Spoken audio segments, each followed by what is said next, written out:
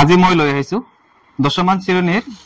সমান্তৰ প্ৰগতিৰ এক্সাৰসাইজ 5.2 ৰ 20 নম্বৰ কোশ্চেনটো এনেদৰে দিয়া আছে ৰামচৰণে কোনো এটা বছৰৰ প্ৰথম সপ্তাহত 5 টকা সঞ্চয় কৰিলে আৰু প্ৰতি সপ্তাহত সঞ্চয়ৰ ধন 1.75 টকাকৈ বঢ়াই গৈ থাকিল অন্তম সপ্তাহত তেওঁৰ সাপ্তাহিক সঞ্চয়ৰ পৰিমাণ 20.75 টকা হলে এনৰ মান নিৰ্ণয় কৰিব লাগে ঠিক আছে ইয়াত আমি লিখিম ইয়াত a equal to কিমান হ'ব 5 প্ৰথম সপ্তাহত কি কৰিছে 5 টকা সঞ্চয় কৰিছে তাৰ পৰৱৰ্তী সপ্তাহত সঞ্চয় কৰিছে কিমান 1.75 মানে এটো আমি কি লিখিম d equal to 1.75 অবশেষত সঞ্চয় কৰতে লাস্ট যেটো সঞ্চয় কৰিছে এটো হৈছে আমাক 0.75 টকা গতিকে এটো আমি আগতে কৰি আহিছিলো এটো নাম হৈছে কি আমাৰ n গতিকে an equal to 20.75 আমাক কৈছে কি এই 5 ৰ পৰা 25.75 হওতে কিমান সপ্তাহ লাগিছে বা হেতু হৈছে n ৰ মান ভাই কৰিব লাগে গতিকে n equal to কিমান হট আমি জানো যে we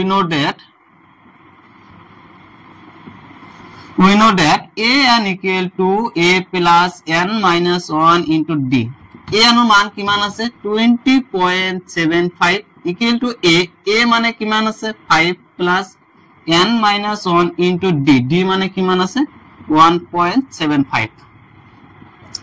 20.75 5 plus এর আছে equal to এফালে হলে কি হবে মাইনাস হবে n minus 1 into 1.75 এতিয়া এটা কাম করো এই 20.75 এর পর আমি 5 বিয়োগ করিম তেতে হবে কিমান 15.75 equal to n minus 1 1.75 এই 1.75 পূরণ আছে এফালে হলে কি হবে হরণ হবে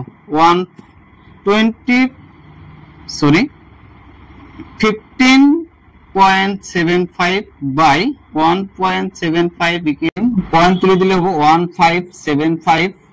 by 175 যেহেতু তলত দুবার পিছত দশমিকের পিছত দুটা সংখ্যা আছে গতিকে ওপৰত 100 হ'ব তলত কিমান হ'ব 100 হ'ব ইকুয়াল টু n - 1